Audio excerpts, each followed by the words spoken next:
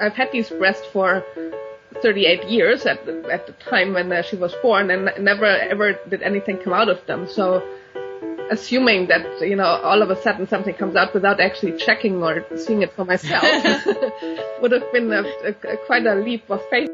Balloons, bazookas, boobies, bosoms, boulders, cans, hooters, knockers, melons, honkers, jugs, rack, tatas, tits, torpedoes, guns, bust, doorknobs, coconuts, and our favorite one, the girls. Welcome to the All About Breastfeeding show, where your host, Lori, highlights mothers just like yourself and goes beyond the surface questions and digs deep so they share not only their joys and happiness in their daily breastfeeding life, but also their pain and struggles and how they worked through them.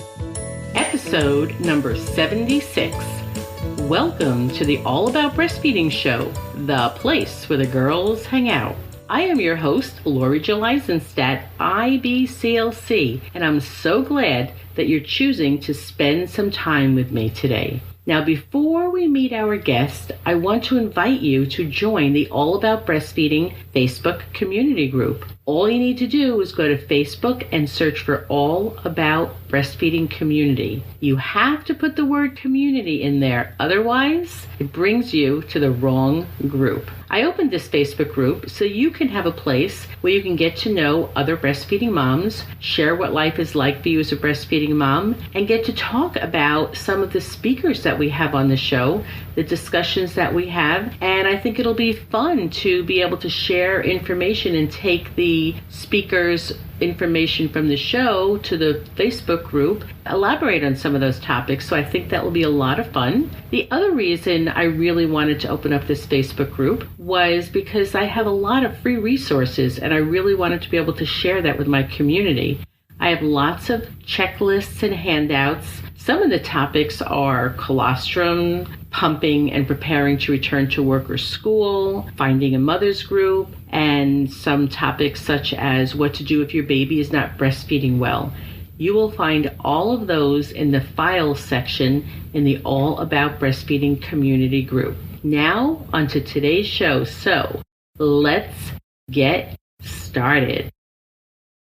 Today's guest is a breastfeeding mother of an 18-month-old toddler named Dana.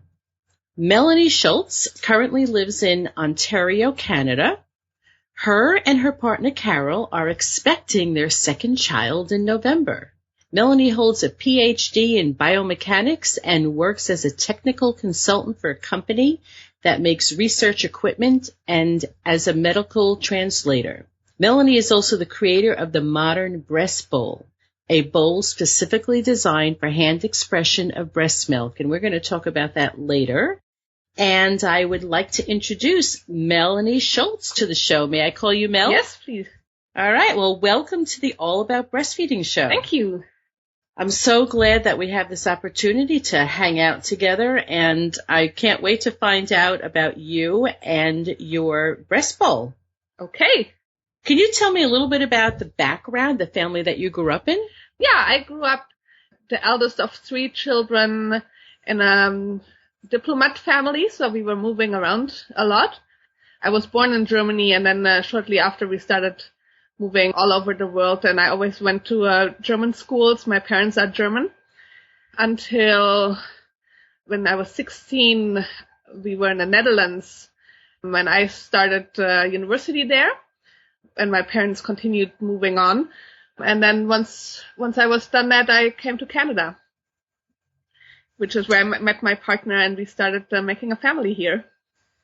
Nice. So when you say when you were 16, you moved to the Netherlands, it sounds like you stayed there and your parents moved on? Yes. Yeah.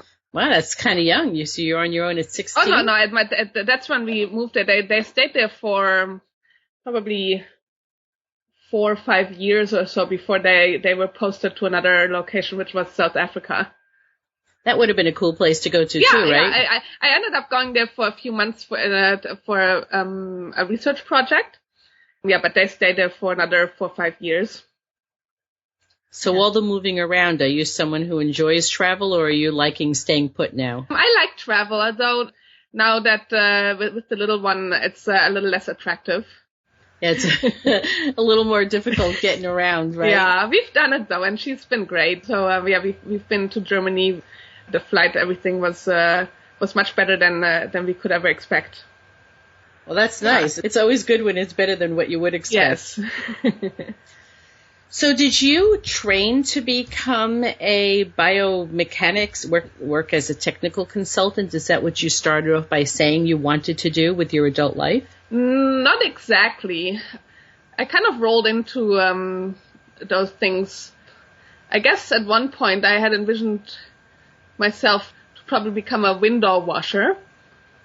That was after my family and we went on a trip to the United States and traveled around in an RV. And we also went to New York, and I was very impressed with the tall buildings and the window washers that were washing windows on those buildings, and I couldn't think of anything funner to do. But yeah, then I just ended up in endless education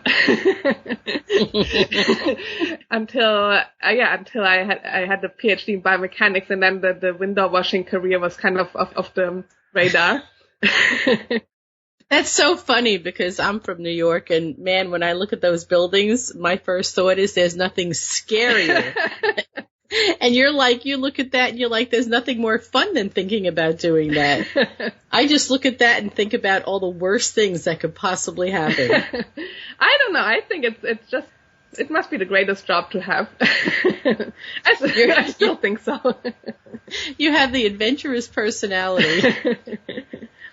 So what I would love to do is hear a little bit about your breastfeeding story. And the first thing I always like to ask my guests, did you ever have the conversation with your mom if she breastfed you? I asked her about it. She said that shortly I was born, she was trying to breastfeed me. It didn't come super easy. And at the time, when they asked for advice, she was basically told that she could just struggle through it, or if she wanted to do something really good for her child, she could give formula, which is what happened. And so I think she tried breastfeeding for about 2 weeks or so in a not very encouraging environment, and then switched over to a formula. Now, I would say that's not very encouraging. If she was told if she wants to really do something good for her baby, she would formula feed. Yeah, that was the standard of care at the time. I am so hoping to rewrite that script, and that probably at least 60 to 70% of my 40 or so guests that I have interviewed were either not breastfed or the breastfeeding was very, very short term. And I'm hoping that our generation, that your daughters will say, yes, I was, that we will be rewriting that script, and it'll be a lot more saying yes, and that they were encouraged to do so. Yeah, I'm hoping so too. It's been such a valuable thing to be able to do for both her and me.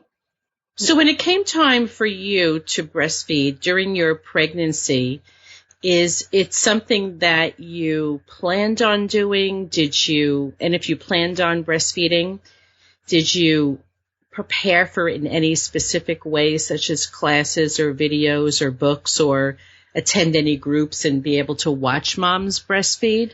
Is there anything specific you did? When I was pregnant, I was pretty worried about the whole birth part and the baby coming out of me. And that kind of preoccupied me to the point where I didn't even really acknowledge that there was going to be a baby at the end of it all. But we hired a doula, and we had several prenatal visits with her, and we also attended a prenatal class, and they both spent some time on breastfeeding. Both of them were actually really valuable, and I only realized that once the baby was there, right? Because up until that point, I was so worried about the whole birth. And then when the baby was there, I could think, I could really appreciate the things that these women had taught me. One of them was hand expression, actually. So our doula taught me how to express milk even before the baby was born. So a few weeks before birth, I was every day expressing a few drops.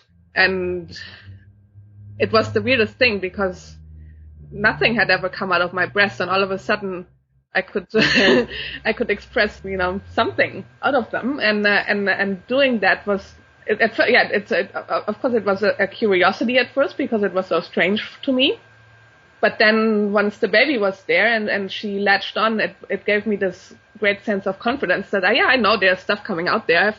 I've hand expressed every day for the past 2 weeks or so already. So I wasn't wondering if she was getting anything because I knew that it worked. And then the other thing that was in another prenatal class that we attended was about the good latch. She used a balloon to demonstrate what a good and a bad latch is. And that was also really helpful to make sure that we started off with a really good latch. I love great prenatal education, and I've been a doula myself, and I love doulas because for many different reasons, but in this particular case, like you said, you are pretty normal in that way that most of us, especially the first time around, are so focused on what we're feeling and going through during our pregnancy and anticipating what the birth is going to be like that. We know that there's going to be baby at the end, but we're really not thinking much about it. And especially I think with breastfeeding, we just assume that, it's a natural thing to do and it'll just come. And so we're really not, some of us really don't place too much time on learning about breastfeeding. And then we have the baby and we're like, okay, well, like now what? Yeah. And then all of a sudden the breast become this like most important body part. Yes, exactly. And even though your mind was not necessarily there yet, you had a doula who was anticipating you were probably feeling that way, trying to orientate you to breastfeeding. Yeah. And what's interesting, and I work with lots of moms and I talk about hand expression and I teach them it if I'm able to meet with them in a private class. But you said something interesting that you were hand expressing for a while before your baby even came. Is that something that was suggested to you, or you just found that comforting? Oh, no, that's what the doula showed me, and I didn't believe her. I said, oh, no way there's milk coming out. There isn't even a baby yet. And she said, oh, yeah, sure, there's going to be something coming out. No, it's not milk yet, so she taught me about colostrum, and then she showed me how to do it, and so it took a while before the first drop came. But there it was.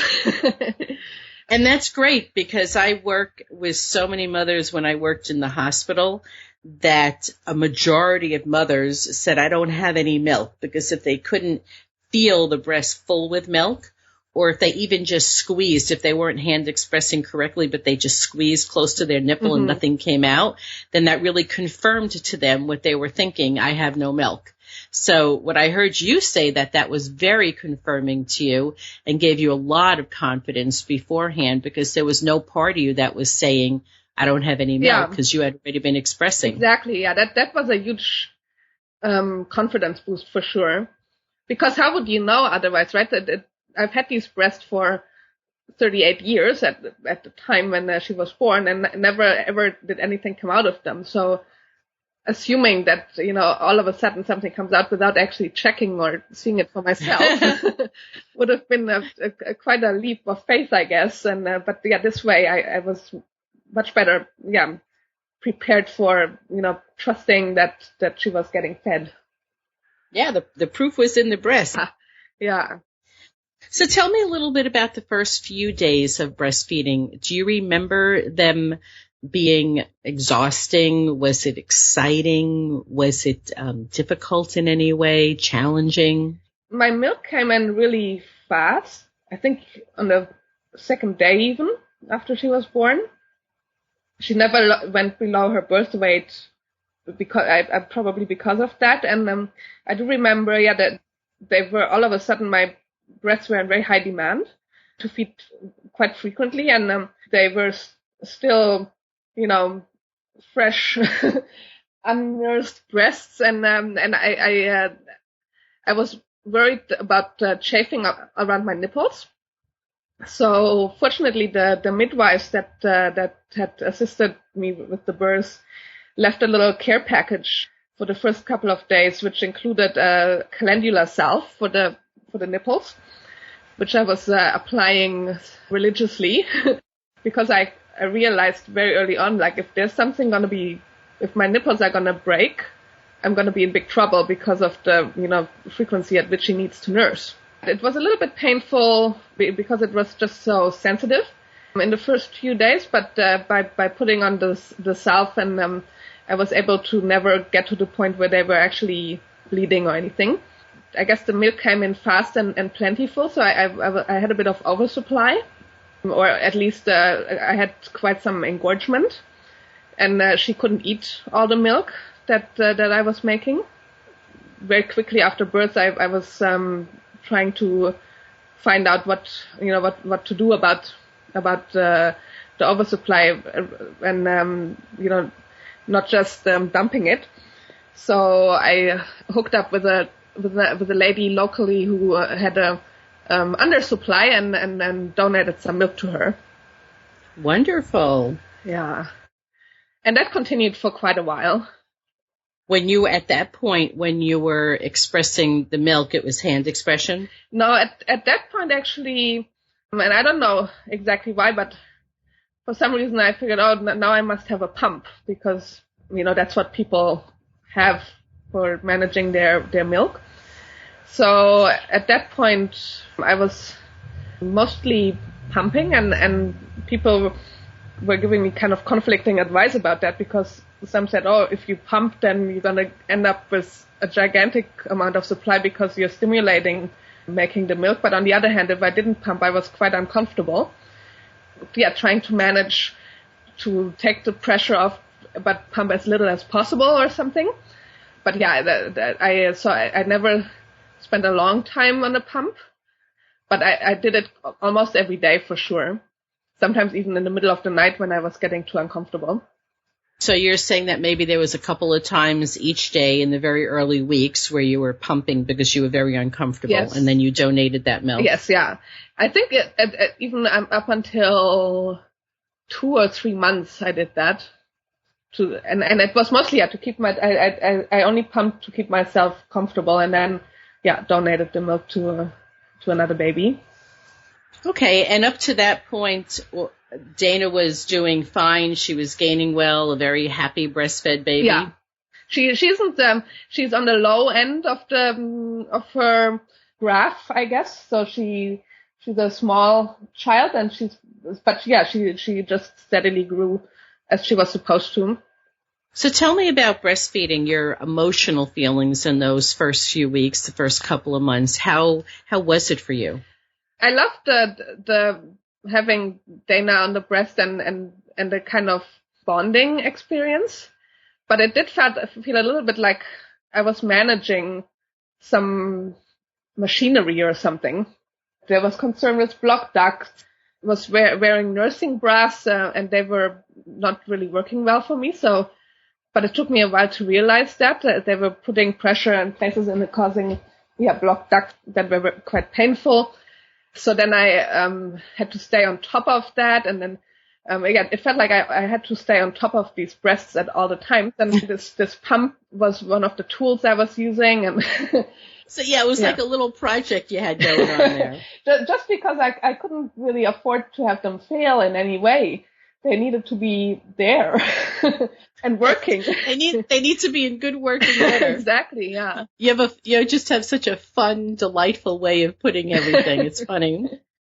Tell me, with the clogged ducts and the oversupply, you said that you were getting some inconsistent advice. As a lactation consultant, I wonder, where were you going to get your advice? Our midwives had continued to, even after birth, we continued to go there once a week to meet with all other new moms and a midwife. So we asked them a lot of questions. Yeah, I guess breastfeeding isn't a very exact science, and every breastfeeding woman reacts different, or her breasts respond differently to different things, even within the same clinic from different midwives. I think some said, you get yourself in trouble by pumping because it'll stimulate even more milk production.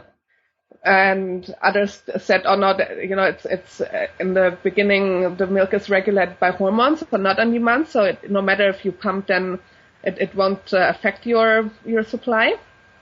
Because eventually when your milk gets established, that's when it turns into a supply and demand kind of relationship. But up until that point, it's just based on hormones. Yeah, so you're getting advice and it sounds like you're implementing what sounds reasonable to you. And then you're sitting with, well, how did your body respond to what it is that you're trying? And it sounds like you just kind of went, like you took the information, you tried it out, and then you figured out what was working best for you. Yeah, and as I said, it to me at some point it became mostly about comfort and not having soccer balls for breasts. Do you feel by the time you got into the third month, your body seemed to regulate the supply to meet Dana's needs? Well, that's when I actually got a bit of a scare around that time when my supply was established, because the transition was quite quickly, and all of a sudden I didn't have those rock hard breasts anymore. They were just kind of soft and floppy. And when I put the pump to it, because I was still doing that out of kind of a habit, and because I was still donating, nothing would come out anymore. So I thought that I'd transitioned from an oversupply to pretty much nothing, because the pump was that used to, I just pump for a little bit of time, and it gets a decent amount of milk out, and all of a sudden it was just running dry. That must have been scary. Yeah. So that's when I was quite worried about what was happening with the breastfeeding and the milk. Then I also realized, wait a minute, let's see if I hand express if something comes out, because that's what I had learned very early on. So that's what I did. I started hand expressing, and I noticed that plenty of milk was coming out. It was just that the pump, for some reason, if my breasts aren't so hard, the pump doesn't probably get a good latch, so it isn't able to get to the milk. But if I express it was fine. So I realized, it's just the change of the mechanics, I guess, of the latch that are the issue, but there's actually still milk there. So then I kicked the pump to the curb, more or less, started to hand express. And at that point, it was also, I still went on donating for a little bit at that point, but it was also for things like, going out for more than 2 hours at a time and leaving milk behind for someone else to feed Dana, that I needed to produce a little stash of milk. And so I've tried to do that by hand expressing, and I couldn't figure out what a good receptacle was. So when I looked on the internet, people were recommending big salad bowls, because as you know, as a lactation consultant, if you hand express, the milk just goes everywhere. It's not just one squirt, it squirts in every direction. A lot of sprays in different directions. The advice was to hang yourself over a salad bowl and express into the big bowl so that everything gets caught in there. But that just was very weird. So at that point, is that engineer mind in you starting to kick in? Yes, that's when I started I need a different bowl. I need something, that has certain characteristics that are gonna, take care of all these different sprays and make it such that I can just sit upright and don't have to hang and hunch over. That's when I started thinking about what kind of bowl it was that I need. Because that does get to be a task and sometimes cause poor posture, like you said, hanging over a bowl in order to hand. It's not the activity of hand expressing, but it's where your milk is going to and how to capture it all into a container that gets to be difficult, right? Exactly, yeah. Yeah, it's not a hand expression at all. I mean, I needed the milk, so I wasn't just hand pressing for, relieving pressure. It was actually I needed the milk. Taking a little break so I can share this info with you. I am really psyched to be able to share this next piece of news with you. My regular listeners are very familiar at this point with Momentum, the organization that I talk about on each show. You know the one that I say saved my life as a new mother, the organization that helped me find other mothers who were new at this whole mothering thing. They became my people. They helped me navigate that first year of motherhood and continued to mother me as I had more kids, and my need for support through their toddler years and kindergarten years and elementary school years just kept being needed. I made lifelong friends, and they were so helpful that I am doing all I can to continue to support the organization. I want Momentum to continue to thrive, and I want you, my All About Breastfeeding audience, to experience just some of what Momentum is all about. The ladies of Momentum have agreed to give my listeners a 14-day trial membership so you can see what this mother-centered thing is all about at no cost to you. Just hop on over to allaboutbreastfeeding.biz/podcast. You will see a link from Momentum. It's in blue, and you just click it on and it will bring you to the page for you to sign up for your free trial. Honestly and truly, there's absolutely no cost to you. This is just a great opportunity for you to enjoy the discussion groups and the blogs and webinars and educational pieces that are available for free for you. I will have a link to this in the show notes. And now, back to the show. So talk me through your thought process as you started to realize this salad bowl thing isn't working. I need something else, some kind of bowl. Yeah, and I was also thinking, when I go back to work, am I going to bring a salad bowl to work? I didn't think so. Now I could just see it because, people might be used to you and might expecting you to bring a nice black bag with a breast pump in it. Yeah. But not necessarily a salad bowl. My initial design criteria were super practical, so it needs to, fit comfortably fit in a hand, being held in with one hand. It needs to be right and left-handed so that, that you can switch hands according to whatever breast you are expressing. You don't want to have a different bowl for each breast. It needs to go around the entire spray and catch all the different rays in all the different directions, and it needs to have a reservoir that's an appropriate size to hold a volume of milk that comes out of the breast. And then once the milk is in the reservoir, you want to be able to easily transfer that milk into a freezer bag or into something that the baby can drink from later on. And those were the criteria that I had for my bowl.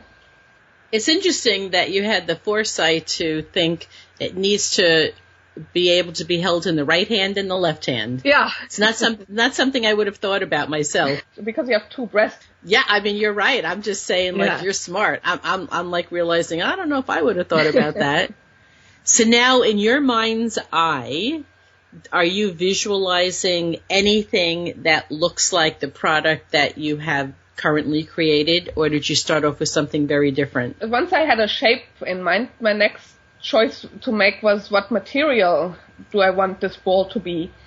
Quite quickly I came to the decision that I wanted it to be in glass, just because glass is so safe, right? There's no toxic that can leach into the milk or that would be unsafe to handle as I was making the bowl. So it's also super easy to clean and to keep clean. It's very hygienic in that way. I quickly came to the conclusion that it had to be glass. So then I had to learn how to work with glass to make what I was envisioning.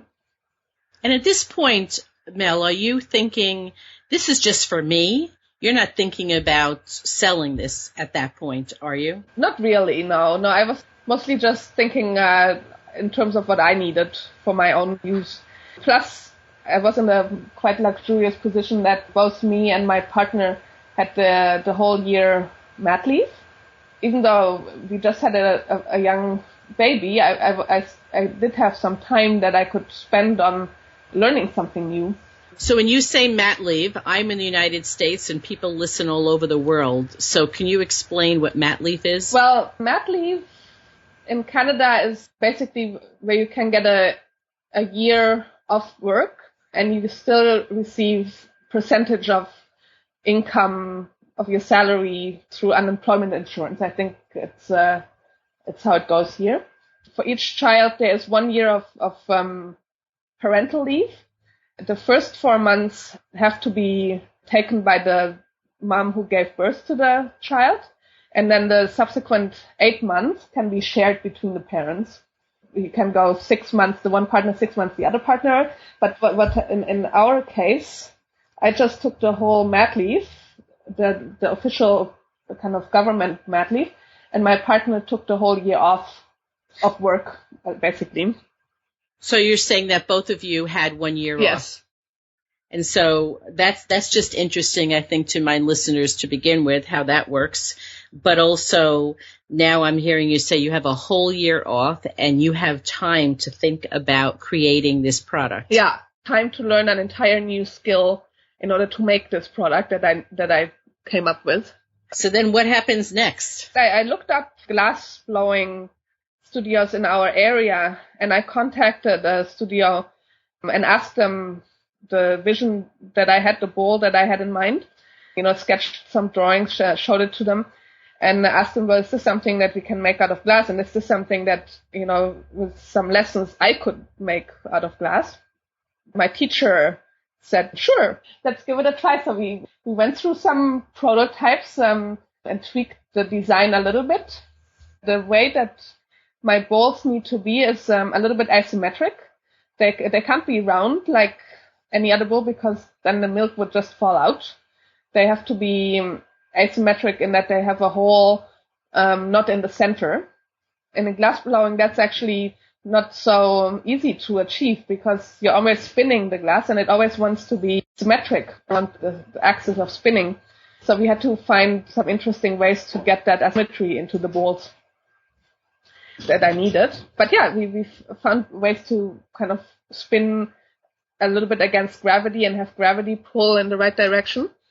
By now, I'm actually pretty self-sufficient in making the bowl, so I don't actually need to take lessons anymore. I just rent studio time. I just go do my thing. And while you're in the process of creating this bowl, are you still hand expressing into a salad bowl? Before I had something better, yes, that's what I was still doing. So I'm kind of laughing to myself a little, thinking that you come to the teacher and you explain to her what it is you're trying to do. What was their initial reaction? Well, it's a husband and wife team that run the studio, and actually they get interesting requests a lot for, different glass pieces that people want. I think the difference here was that I was kind of wanting to make it myself, that I didn't just want them to make it. They started telling me a bit of their breastfeeding experiences that they had with their children. So if they had some breastfeeding experience, because I could just see someone who has no experience in breastfeeding or anything, think about yourself before you had the baby and like someone's coming to you with this, and I could just picture someone thinking, well, okay, I thought I'd heard it all. But it probably sounded fairly reasonable request to them. And like you said, the only thing that was different out of all the interesting requests they get is that you were saying, I want to learn how to do this myself. Yeah. Okay. And at that point, I kind of figured, maybe if I make one for myself, maybe I can make one for other people too. So that at that point, it kind of started to merge into something that, maybe I wasn't just going to make a single one, but make more. Particularly if they work well for me, then surely there must be other people that might find them helpful too. Yeah, and so once you had everything to your liking, what happened next? Well, then I started giving away some just to other people that had their babies around the similar time that we had hooked up with here through, different community resources for infants or the midwives. And then I realized, this is going to be expensive if I give these bowls away, because glass blowing lessons aren't very cheap. So then I realized that I loved making them and I loved making them for other people, but it wasn't sustainable to give them away. And I made myself a little website, a little web store, and I got all into, it's the first web store that I've ever created, so I learned a lot about that. That's a learning curve too, right? Yeah, very, very, very interesting also. Tell me about when you were giving away these beautiful breast bowls, what's the feedback you were getting? Everybody loved them. Obviously, these were people that I knew were in a very similar position as I was with their breastfeeding, and also about as everybody gets medley for a similar amount of time. So if your baby is born at a similar amount of time, likely you have to go back to work. So everybody was kind of preparing to go back to work, and but what are you gonna do? Are you gonna bring a pump, or are you just gonna bring a small bowl that you can that you can use anywhere? So basically, these people were already getting excited about the bowls before I even had my own. It was quite obvious that I was going to make some for them as well. The feedback was very good. It's actually practical in many ways. It doesn't require electricity. It's very small, portable. You can use it anywhere. But it's also a lot of fun to express into one of these bowls, because, and that's something that I didn't even know until I was doing it, is if you express into the bowl, the spray of milk hits the glass, and it makes a really nice sound, and then it trickles down into the reservoir at the bottom, and you can see it all because it's all glass, so you can kind of see it from the outside. And it's a very mesmerizing thing to do. Much different from pumping, which is really made me feel more like an industrial cow when I was doing it. The hand expression is, it's a very different experience. I really like how you put that. And one of the questions I had for you is, when I'm working with moms and I teach them hand expression, we talk about hand expressing and pumping, and there are definitely times when I talk to moms about, like, I'm strongly encouraging them to hand express, particularly in the first day or 2 or 3. Now, you had said that the volume of milk, you really saw that increase in the second day. For a fair amount of moms, it doesn't happen until the 3rd or 4th day. And I find that pumping is really hard for them, and they're not getting that much. And I know that they'd get more if they were able to hand express. But in a lot of the women that I work with, it seems that, even though we live with our breasts every day for upteenth years, that when I start talking to them about hand expression, some people do get kind of weird or put off about using their hands to express the milk. So I have that kind of feedback from some moms. Yeah, it's still a little bit of remnant of, sexualizing of the breast, as if it would be a sexual act to touch your own breast or something. Yeah, I know. And even for caregivers, like, one of the things that I find kind of funny is that we have healthcare providers who who are very comfortable giving vaginal exams, and yet I talk to them about teaching moms about hand expression, and it's almost like, well, I don't really do that body part. But they're very comfortable giving vaginal exams, like, go figure. Yeah. So, but I think that you can, I love the way that you expressed how you're spraying the milk and it's shooting into the bowl, and you have the audible sounds, and you're seeing the changes in it through the glass. It's like, it sounds really exciting and pretty, and like you're really participating in the whole thing. Yeah, and also you get the other thing that changed for me was that I actually, instead of kind of trying to schedule when I expressed milk, I kind of just waited until my breasts were ready and then expressed it right there wherever I was. So basically, when I went out for the night, for instance, and someone else was taking care of the baby, I would just bring my breast bowl wherever I went. And when I felt a letdown, I would quickly go somewhere a little quiet and then express into my bowl and bring my milk home with me and put it in the freezer for the next time around. So I was much better at listening to my breasts, and as I wasn't there trying for milk to come when they weren't ready to let it go or something, and freaking out that there wasn't anything coming. I became much more in tune with their rhythm.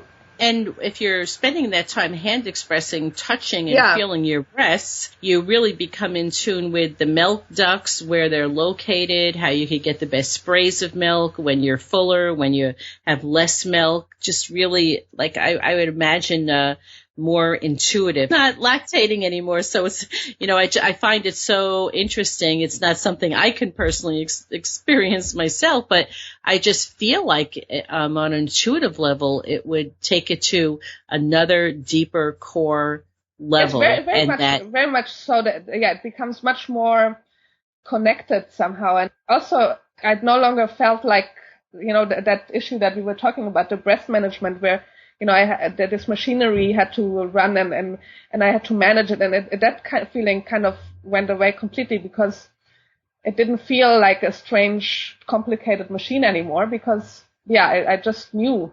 Do you wonder how the early weeks might have been different for you had you been hand expressing into a breast bowl rather than using a pump? I wonder, and I guess I'll find out next time around, so in November. Yeah, you probably will, because, it seems to me, logically speaking, that you're probably going to make quite a bit of milk for your next baby and probably have to do some milk removal. And I would certainly love to hear back from you how that whole part went when you were, deeply connected to the fuller areas, the knotty areas, and how you did as far as expressing the milk by hand versus by pump. So that will be interesting. You'll be able to add that to your whole degree of experience and hopefully write some about that and put that on your website. And I've actually have some of my customers, I guess most of them second or maybe even third time moms who bought a breast bowl from me, who are, about to expect or have just had their newborn. And I'm very curious to hear from them about their feedback about the early days, because, my experience with hand expression, there was a little bit before birth, and then, but most of it is from, when my milk supply was quite established. So, I'm curious to find out myself how hand expression and how everything feels in that earlier time. Now, I'm also interested to know, because some people, this is one of the feedback that I hear, is that it's so much more convenient to be able to put a pump on and to let it do both sides at the same time. And we have some really cool bras for double pumping, that it's a hand-free bras. I'm sure you've seen them. Yeah. That you can kind of hook those up and let the pump do their thing and get it done in twice the time. So what are some of your thoughts about that and feedback you've heard about that? I've never used one of those. When I pumped, I only ever did single-sided.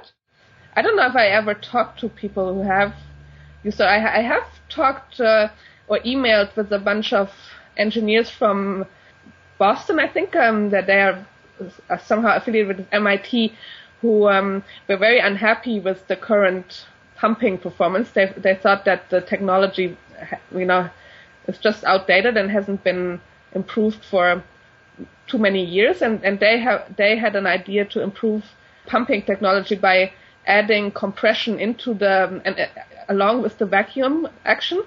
So they have actually a bra that has inflatable elements to it that can create some sort of compression around the breast in addition to the regular vacuum. So, but I've never tried one of those, but they seem to report that their active kind of compressing bra performs better than conventional pumps. What I love about what we're talking about is that we give mothers choices. So that if moms want to hand express, they always have the ability to. The breast bowl will make it, I think, easier, convenient, and certainly more fun to do. So I'm really loving the breast bowl. Can you tell me where you're at with your product now? I know you have a website. Is it breastbowl.com? That's it, yeah, breastbowl.com. I'm now at a point where basically my sales pay for my studio time, so I'm not putting money into it anymore. It basically, they sell almost as fast as I make them too. And they're beautiful. Like, I was very impressed as I was scrolling through your page and looking at all the different pretty colors. It's actually quite hard to make something ugly out of glass. It's a very forgiving medium. I just wanted to backtrack because I don't think I finished asking about Dana. So how long did you breastfeed Dana for? We are still breastfeeding a little bit at this point, even though I think now my supply is pretty low, and I noticed that also when I try to hand express, it's just dripping. It's not spraying anymore. Her nursing sessions are much quicker. She latches and immediately wants to go to the next site, and the next site is boring quickly too. So then that's it for the nursing session. So yeah, I think that in order to sustain this new baby, that my body had to cut it down a little bit on the milk production. That's exactly right. Our bodies are pretty amazing. So your production has dropped dramatically, and some babes like Dana will just keep going throughout a pregnancy because they like to still be close, they still like to snuggle, they like to still suckle. They're not necessarily getting much, but they'll continue through the whole pregnancy. And other babies will be like, I'm not really getting much, I'm too busy with other things, and they lose patience and they're like later for us. So do you have any wishes about what Dana does? Like, are you, because sometimes when we're pregnant, we just feel like we're growing this baby, and sometimes the nipples get extremely sensitive and we're looking forward to our babies weaning themselves, and other moms really hope that their baby keeps going through the pregnancy because they look forward to tandem nursing. Do you have any personal thoughts? I think I'd be fine if Dana would wean before the next baby. So I think doing tandem nursing full on seems like a pretty challenging idea. I mean, I wouldn't mind, having Dana nurse a few times or something, like maybe mornings and evenings or something. But yeah, I think for the next time I'd like to focus just on the new baby with the breastfeeding. Yeah, and you're able to help that along. I've done it, like if you listen to my very second show, I speak with a very good friend Tressa, and she talks about how she managed tandem nursing. Okay. And she's just one of many moms, but her cutoff was I'd like to night wean because her child was still nursing during the day and night. And so I believe she night weaned her in preparation for the new baby. Yeah, I think because of my not so exciting supply, I think Dana sort of night weaned herself almost. She's barely ever asking for milk throughout the night anymore, which is great. So it just it's always nice, like when something gradually happens on its own. I didn't really have to do much for that. I guess she did pick up eating solid food a lot as my milk was declining. So yeah, she's getting a lot more calories from food now, and so she makes it through the night and doesn't ask for she calls it tuki. She doesn't ask tuki. She doesn't ask for tuki anymore. That's so cute. Yeah. But you know what? It's funny, if she does continue nursing throughout the rest of your pregnancy and the new baby comes, this is what I tell mom. She is all of a sudden going to get this huge surge of milk, and she's going to be like a kid in a candy store, like, whoa, check this out, and may return to be getting very interested. Yeah, I don't know. And do a lot of moms go along with that, or? It's very individual, but yeah, a lot of moms I think more moms than not, if their baby is continuing to nurse during pregnancy, it's because they've said to themselves, I think I'll be okay for tandem nursing. Okay. But it's also similar to when you have that first baby, like you just have your thoughts, but you never know what it's really going to be like until you're in those shoes. And then so moms who really wanted to tandem nurse, they then start that process, and some are very overwhelmed and decide it's not what they really wanted to do and work on weaning the older child. And others just, I think more often than not, moms realize this is a really easy way to mother my children, actually. They feel intuitively that it really reduces any kind of negative feelings that the older child has about the new baby. Okay. Because they both can still be at the breast. Oh, that's interesting, yeah. And they, interestingly enough, when you speak to moms who tandem nurse, what they really love about it is that their two children now are developing an interesting relationship as they spend time at the breast together. Yeah. So that forms another interesting bond too. Huh. Yeah, I like that. That sounds. Yeah, so there's a lot of great things about tandem nursing. It's just like a lot of things about mothering, though. What I really love is women to have choices and to be able to do what it is that they want to do without society or anybody else telling them what they think they should do. Yeah. Well, I had an interesting experience early on when Dana was probably, well, definitely less than a year old and definitely not verbal yet. We have a little neighbor down the street who was a year older. And she is obviously way ahead in terms of speech and everything. So she's still nurses with her mom. She just came up to me one day and asked me if she could nurse because she saw me nursing Dana, and she felt like having some too. And she just came and asked us because she's verbal. So then I was like, oh, okay. I guess I'm not gonna deny such a request. So I nursed her. It was the very first time that I had someone who could actually speak, nursing at my breast. And so I asked her things like, and is it delicious? How does it taste? It was very interesting. So it'll be, if Dana continues, then yeah, she'll be in that stage where she can actually talk and I can ask her things. Yeah, and they do. It's like they start to tell you, they do tell you what it tastes like. Yeah. And I've had moms say anything from like chocolate and strawberry, vanilla, tastes like all kinds of interesting things. And so, they're verbally asking for it. They're telling you what it tastes like. And they're also telling you what it feels like when they're nursing. And like, yeah. This feels good. This makes me happy. And so nursing a child who's talking that takes it just to another whole level, which is really cool. Yeah. Yeah. Dana, we taught her some sign language before she started to talk.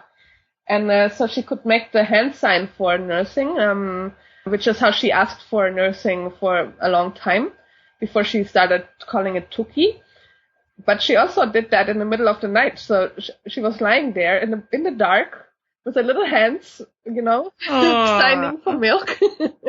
Oh, that's so cute. And I kind of, I guess I woke up because my body knows that she was going to be hungry soon. But yeah, I could feel her little arms sticking up in the air and going. Oh, those are such precious memories to have forever. Yeah.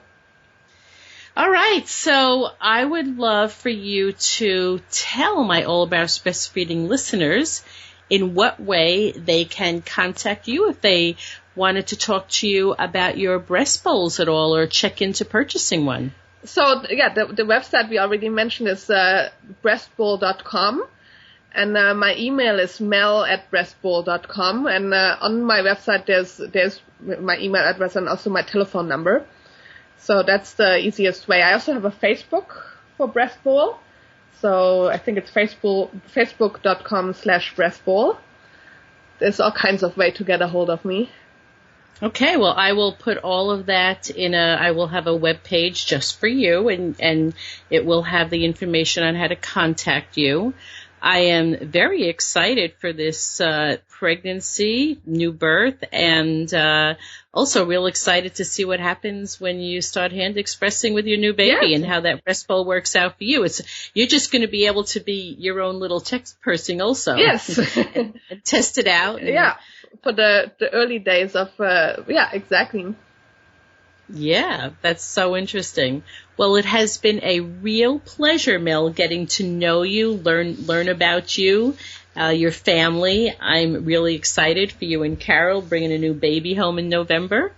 And it's going to be real fun and interesting for you. And it's, again, just been a real pleasure. Thank you so much. Yes, thank you, too.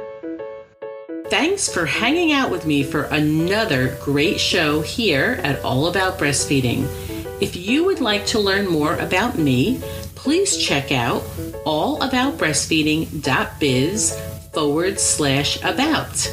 Until the next show, bye-bye.